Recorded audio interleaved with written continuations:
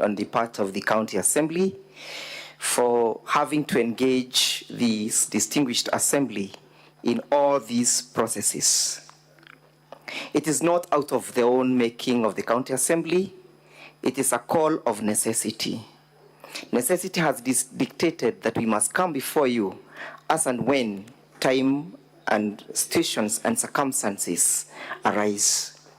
A situation has arisen where we have to come before you, honorable members of the Senate, to ask you to do your noble thing of exercising oversight over the county government of Meru. I have time and again put it on record that the County Assembly of Meru and the people of Kenya have a lot of confidence in the manner in which this House conducts its business. It's on that basis, therefore, that we have been able to appear before you severally, seeking and pleading for only one thing, that justice be done in the county government of Meru. And what justice are we looking for, honorable members? We are looking for justice of that particular person who is not able to access services, courtesy of bad governance. What justice are we looking for? We are looking for justice of that child we saw who was born on a karai, that child who cannot speak, that child whose fate is not even determined. And when the governor is put to task, says, I have just been made aware. How would you take that governor to be a responsible person? How would you take that person to be a person who is capable of enhancing good governance, delivery of services? How is it that she was not aware that that hospital is not functional? How is it that she is not aware that that hospital or dispensary has a functional maternity wing? She takes no bother to confirm why the hospital was not functional as at then. Even having been made aware as at yesterday, she still says, I am not aware. Is that the governor who is capable of running the county? Is it really the mistake of the part of the County Assembly? Or is it the County Assembly being invited by the misconduct and the misdeeds of the governor? Can the County Assembly of Meru County sit pretty and watch things go south? Isn't it their responsibility to exercise oversight over the performance of the county government? Are they wrong when they invite the Senate to help and assist and facilitate the operationalization of the oversight function? That is all what we are asking for. That is all what we are asking for. If we were in the UK setup, this House qualifies to be the House of Lords.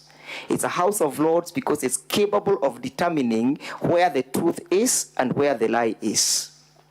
Evidence has been led from the County Assembly. Grounds were approved by the mover of the impeachment that it is true the governor has transgressed and violated the Constitution. When she was put to task to explain the circumstances that led to the revocation of that CEO, she simply said, it wasn't me. And how can it be that the governor can be allowed to get away with a forgery? Isn't it a criminal case in the first instance? And who has a burden of proof? The person who claims that the signature was forged appeared before the Senate.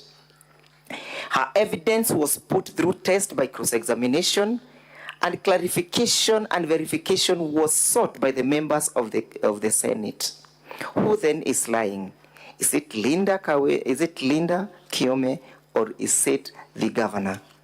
Can the governor be trusted, put to task and granted an opportunity to bring even the original advisory? She simply said it was seated somewhere in Meru. Unfortunately, she mistook where the place of the trial. The place of the trial is not in Meru, it's before this Senate. Is that a conduct that is consistent with innocence? If she was innocent, if it was not forgery, why was it so difficult for her just to bring that one letter? Why could resources not be committed to make sure that as and when she was made aware that that is an issue, that a letter could not be procured 180 kilometers away from the place of the trial? What is she concealing? What is she hiding? Is she hiding scrutiny? Is that conduct again consistent with an innocent man or innocent woman? I urge you, honorable senators, to find it in our favor that we have proved that particular ground. That the letter that was meant, that the advisory that was meant to rebut our evidence in respect to ground one is a document that is a forgery. In the case of Philomena Mwilu, the Deputy Chief Justice of the Republic of Kenya, it was held that evidence that is tainted with illegality, it cannot be admitted. The admissibility of that evidence is in question.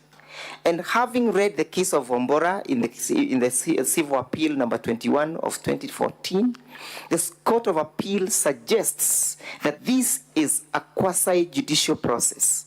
And it being a quasi-judicial process, the rules of evidence plays a fundamental role in the manner in which the admissibility of document is concerned.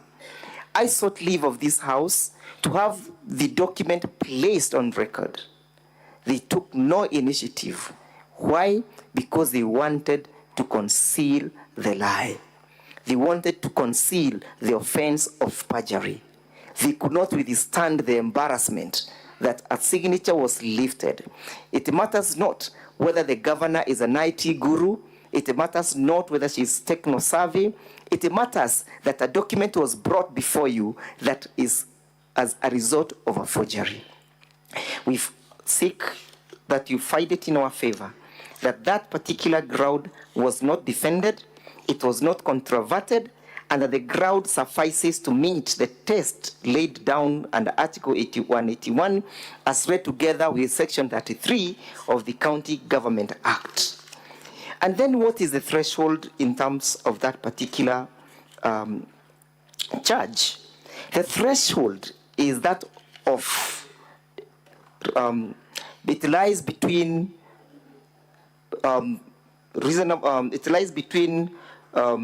balance of probability and below beyond reasonable doubt. That is what the case of Governor Wambora stated, that we are not supposed to prove. The burden of proof is not beyond reasonable doubt. It's not beyond reasonable doubt because this is not a criminal trial. And that distinguishes the case from the case that was quoted by Senator Kajwang, that this is not a criminal trial to seek the county assembly to prove the case beyond reasonable doubt to the extent of seeking the intervention of a forensic document examiner. It's on balance of probability. Whom should we believe? Who should we believe? Is it the person who has committed serious transgressions? Is it the person who is not in touch with the county? Is it the person who is in war with all the leaders in the in the entire county? Is it the person who is not even in good terms with his senator? Whom should we believe? Should we not believe leader? What personal vendetta would leader be having? She is not vying for a seat of governor.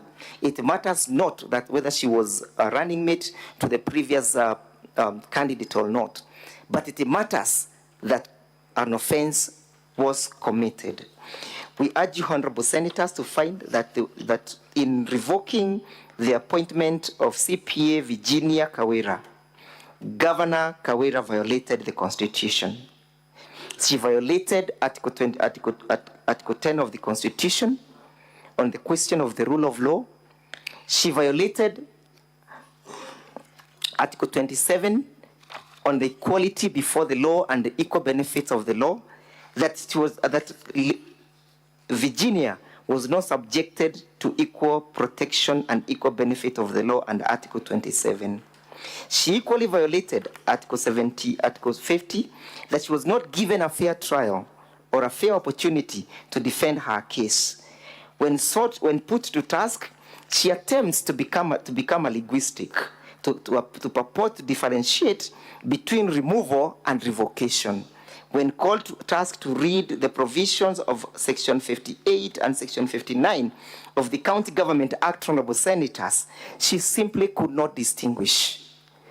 At the end of the day, whether a revocation or a dismissal, it never followed the due process. The County Assembly was never involved. It violated that particular provision. And for that reason, Governor Kawira must take responsibility. Taking responsibility is not an act of cowardice, it's not an act of weakness, it's an act of saying, yes, I was wrong. It's an act of admitting when somebody is wrong. And that is what Article 10 speaks about, the question of accountability. And that is what Article 73, which Governor Kawira has violated, speaks about. Article 73, honorable senators, speaks about a person who holds the office of a governor or any other office in the Republic of Kenya, breathing confidence in that particular office. When Governor Kawira lies blatantly, openly to the whole world that she was able to procure an advisory opinion, who can believe her? Is she breathing confidence in that particular office? Should she not be held to account? Is she not bringing that office to disrepute? Honorable senators, we submit that that particular charge has been sufficiently proved.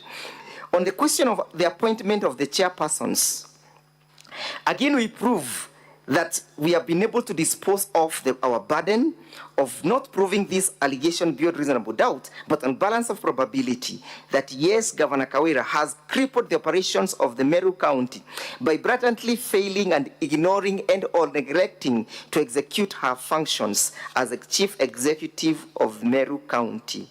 That amounted to the violation of Section 4 of the Public Appointments Act, in that requires when the governor is bestowed with the responsibility of a duty to follow the provisions of the law.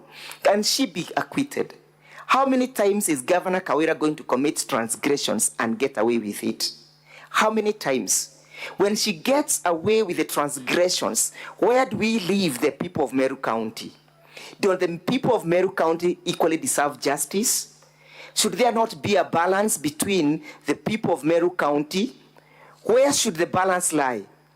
How should the balance swing? In whose favor is the balance swinging?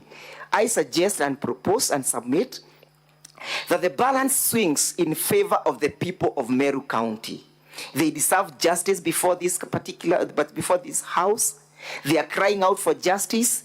They are looking upon you to dispense with justice. And there cannot be justice by sending Governor Kawira back to Meru.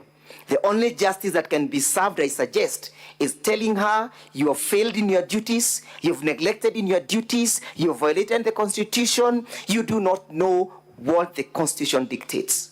Remember, she swore to defend this Constitution, but she is one of the greatest transgressors of the same document that she's seeking solace and reprieve from. Honorable senators, Governor Kawira has come before you with dirty hands. She deserves no favor. She deserves no kindness. She deserves no kindness before this particular house, before this Senate. She has come to you with dirty hands. She is not even remorseful that a toddler was born in a Karai when there is just an adjacent health facility. There will be no any other reason for sending Governor Kawira home, please remember the fate of that particular child. Remember the fate of that particular mother who got embarrassed on that particular day. Remember the interpretation that was done, that men and women had to make sure that young children do not go near that naked woman to see her nakedness. How many embarrassments will this house be treated to?